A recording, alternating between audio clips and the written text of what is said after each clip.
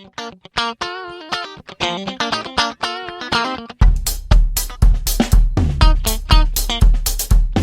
buenos días a todos, bienvenidos a la presentación de la práctica 4 de Python.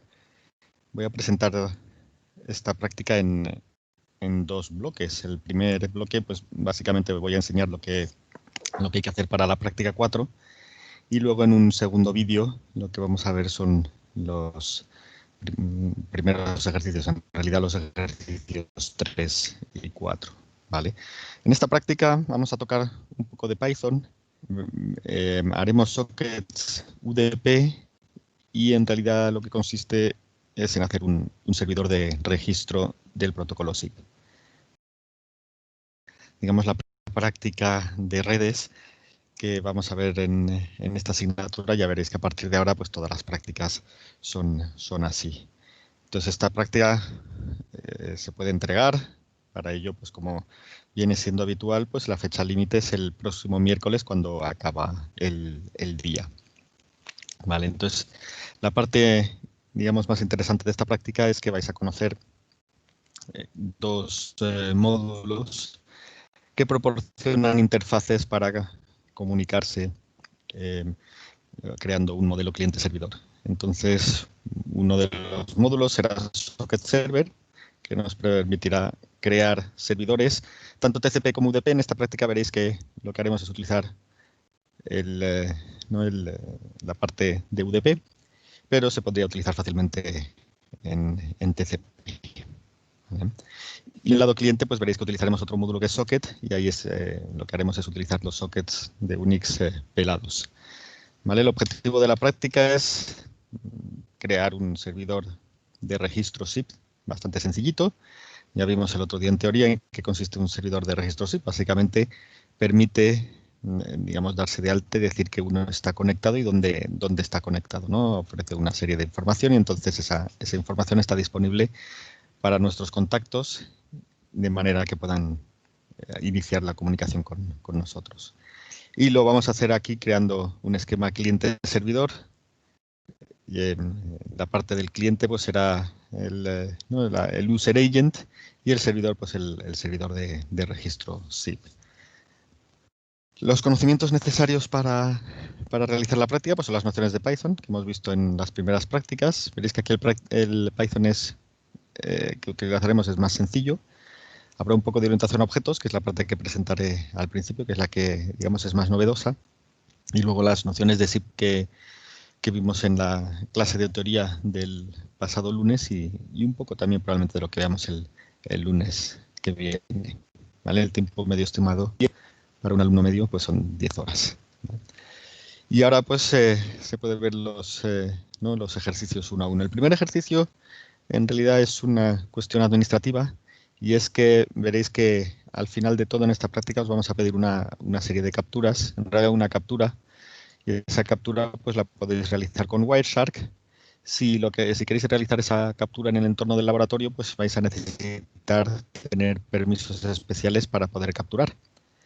Si lo hacéis en vuestro ordenador, pues no necesitaréis permisos especiales. Probablemente lo que tendréis que hacer es lanzar Wireshark con permisos de superusuario. O sea, en vez de lanzar Wireshark desde las shell a secas, tendréis que hacer sudo espacio Wireshark y entonces sí podréis capturar en las interfaces de red que queráis. Aquí será en localhost. Como digo, en el entorno de laboratorio, ¿no? En los laboratorios docentes, como se hace falta permisos especiales, pues los que vais a tener que hacer es abrir una shell, ¿no? Ya sea por SSH o de las diferentes maneras que hemos enseñado, y entonces pues ejecutar esta instrucción tal cual, ¿vale? Esto lo que hace es que en vuestro home, fijaos que esto es una variable que es vuestro home específicamente, ahí no tenéis que cambiar nada, va a crear un fichero que eso es que hará que es un fichero que sea oculto, ¿vale? Petabi 2021 y creará un fichero vacío, ¿vale? Esto lo que hará, ¿no? Permitirá es al administrador de los laboratorios docentes pasar un script, buscará por todos los puntos Petabis 2021 y los que los tengáis, pues os meterá en un grupo especial para poder hacer capturas en Wireshark, ¿vale? Entonces, por eso este es el primer ejercicio. ¿No? Es importante para que podáis realizar capturas en el entorno del laboratorio. Si no es para esta práctica, pues os vendrá bien para prácticas donde pues, normalmente siempre os pediremos realizar una captura. Entonces, bueno, pues como digo, es muy sencillo hacerlo. Como primer ejercicio, pues creamos este fichero vacío. El segundo ejercicio consiste en ir al inicio de la práctica, que es ¿no? Este repositorio, petabi-p4, y hacer un fork. Como viene siendo habitual, hacéis, ¿no? Con el fork hacéis que haya un repositorio petabi-p4 que sea vuestro, ¿no? En vuestra cuenta en GitLab, y a partir de ahí pues tenéis que trabajar en vuestro fork. ¿Vale? Hacéis, ¿no? Lo descargáis, ¿no?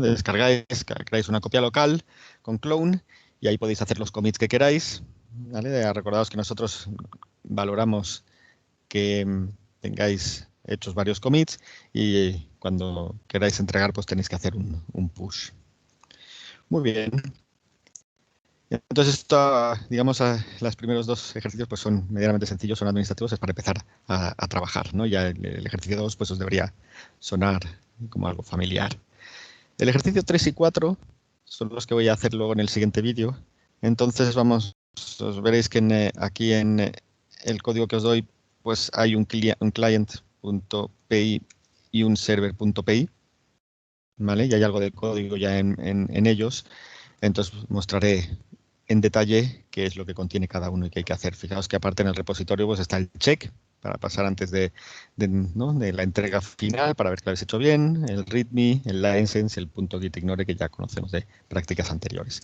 Entonces, en el ejercicio 3 vamos a ver cómo es la parte de cliente, ¿vale? Entonces aquí es el inicio de un script que doy, os doy un servicio de eco y entonces el cliente envía algo y el servidor, que es lo que veremos en el ejercicio 4, pues responde con lo que haya enviado, ¿no? Porque es un servicio de eco, entonces responde, ¿no? Entonces veréis que hablaremos de dos interfaces, el cliente utilizará el módulo socket, ¿vale? Y el servidor el módulo socket server, ¿vale?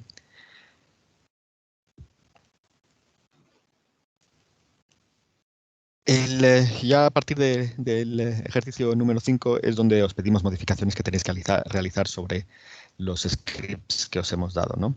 Entonces, por ejemplo, en el ejercicio 5 lo que os vamos a pedir es que modifiquéis el script del cliente para que llamado de esta siguiente manera, fijaos Python 3 client.py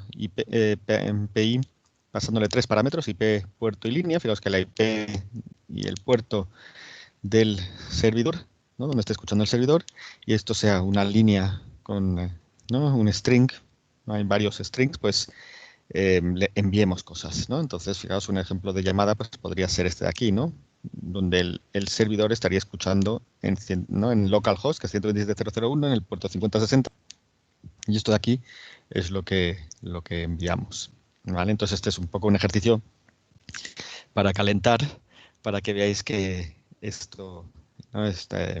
Digamos, cómo funciona una parte cliente-servidor. Evidentemente, solo con modificar el cliente, pues no nos va a funcionar, ¿no? Vamos a necesitar también modificar el servidor.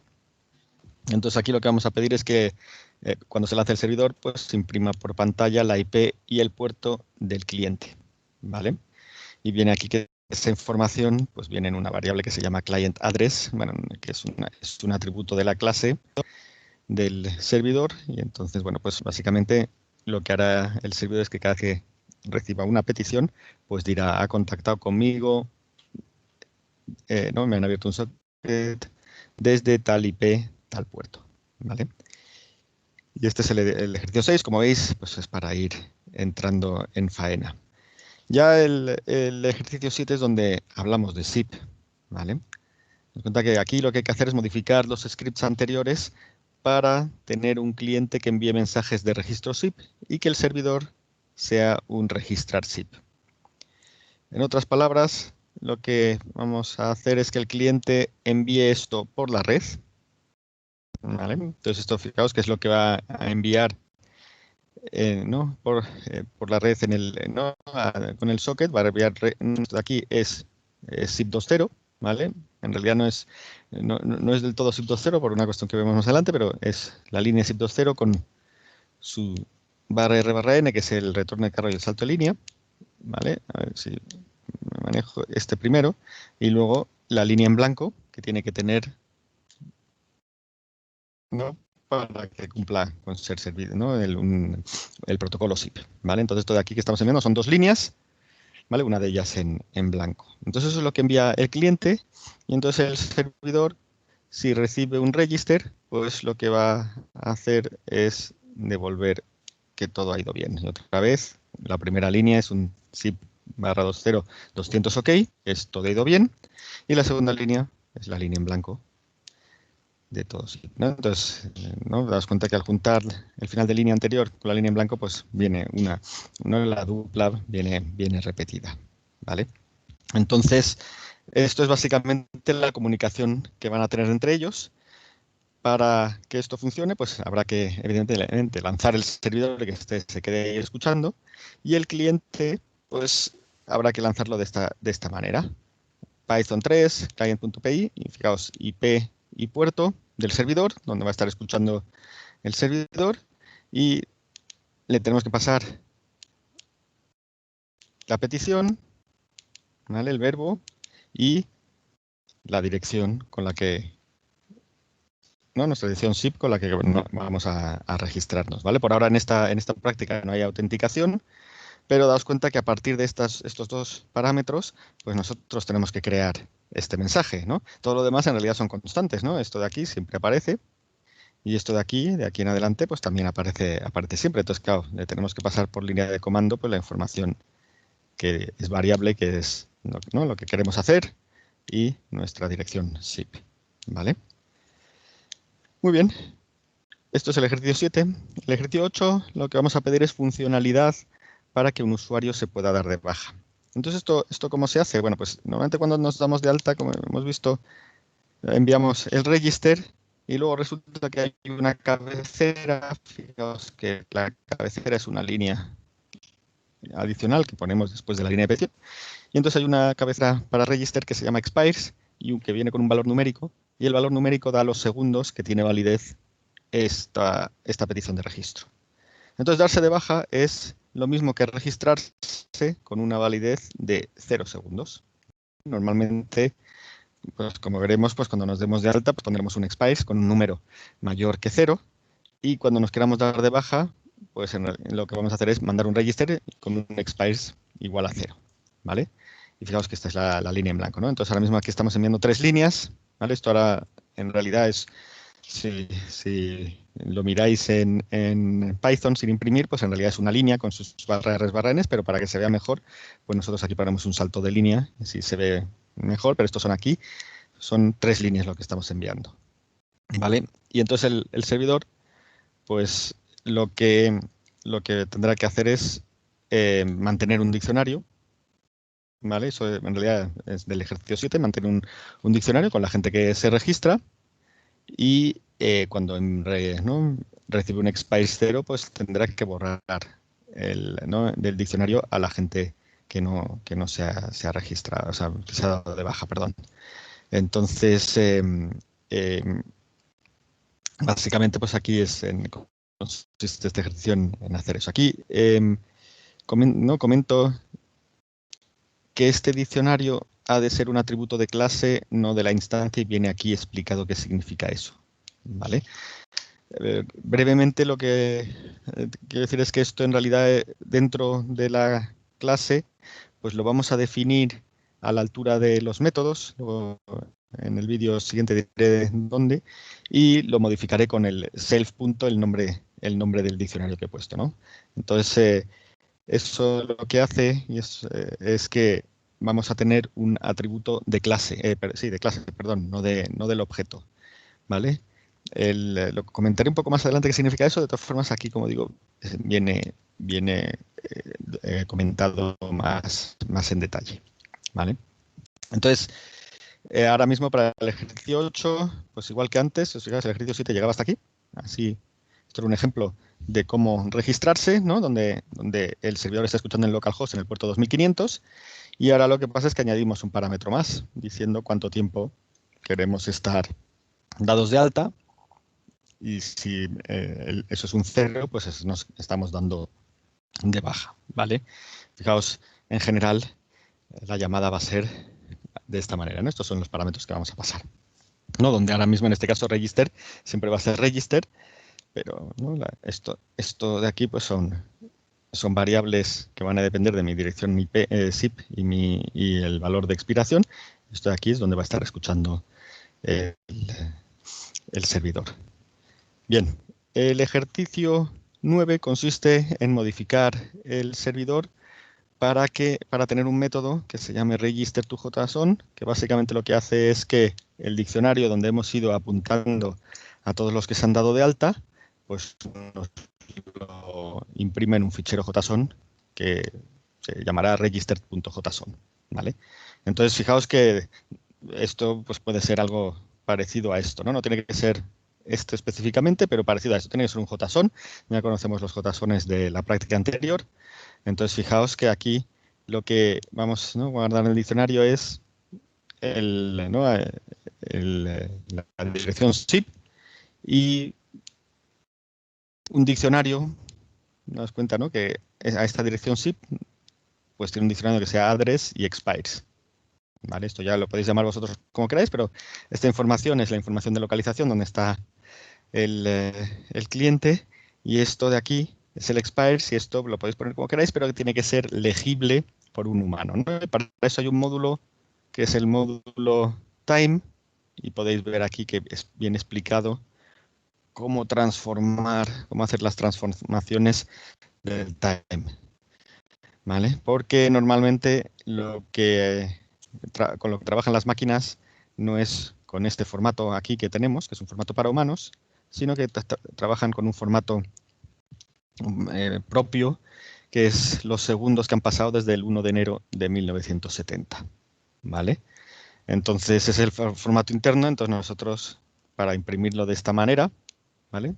Pues tenemos que utilizar el módulo time. Muy bien. Pasamos al 10. El 10 hacemos lo inverso, y es básicamente, si antes era register2json, pues vamos a añadir un método que se llame, ¿no? JSON2registered, que va a coger el JSON que hay aquí y lo va a leer, ¿vale? Esto lo va a hacer al lanzar el servidor, va a mirar si hay un register JSON y va a verificar, hay gente que está registrada, pues voy a comprobar, ¿no? Y lo voy a meter en un diccionario, ¿vale? Vale, me quedan dos ejercicios pequeños. Uno es documenta tu código con docstrings. Lo voy a comentar en el siguiente vídeo que son docstrings. En realidad eso es la documentación que viene con 3 comillas dobles, que es un poco especial porque lo añadimos en los módulos. Y entonces lo que queremos es que en esta práctica pues documentéis vuestros módulos. Son pocos módulos, simplemente para que veáis cómo son los docstrings, ¿vale? Y lo último es que realicéis una captura con Wireshark, ¿vale? Por eso en el primer ejercicio tenéis que tener ejercicios de Wireshark. Fijaos que esto ¿no? Va a estar en el interfaz localhost, va a estar vuestro servidor y vuestro cliente atacando ese servidor. Y entonces esta es la siguiente integración que vais a tener que hacer. Y es que el cliente, ¿no? Hay un cliente con esta dirección zip que se va a registrar con el tiempo de expiración 5. Y luego hay otro cliente con esta dirección zip que también se va a registrar. Aquí el tiempo de expiración son 3600. Luego dejáis pasar más de 5 segundos y el cliente de este zip se dará de baja. Sabemos cómo, ¿no? Con un expires 0, ¿no? Un registro con un expires 0. Y el cliente Marty McFly, ¿no? Pues se dará también de baja, ¿no? Con un expires 2.0, ¿no? Entonces, ¿no? Esa es la captura que tenéis que hacer. ¿Qué significa eso? De hecho, fijaos, ¿no? Porque este se ha dado el Marty, cuando se dé de baja ya no estará, ¿no? Porque ya han pasado los 5 segundos, ¿no? Entonces hay una cuestión aquí ¿no? que debería haber comentado aquí en un momento. A ver dónde está.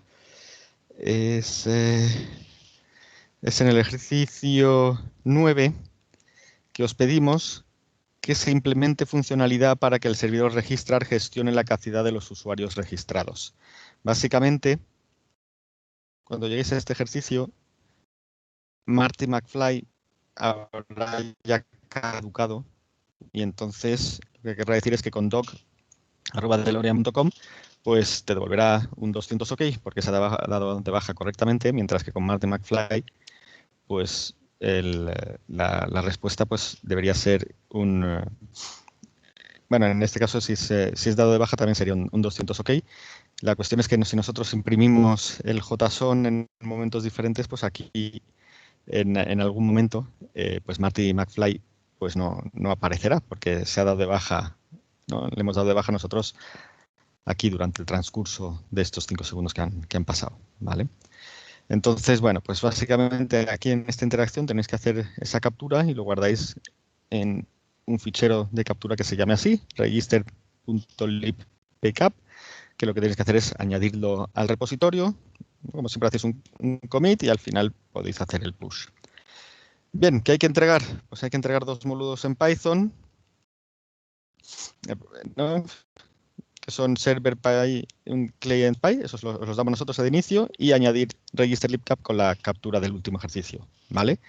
Y el módulo de servidor pues tendrá que tener ¿no? una clase y el handle que ahora veremos, ¿vale? En el otro vídeo.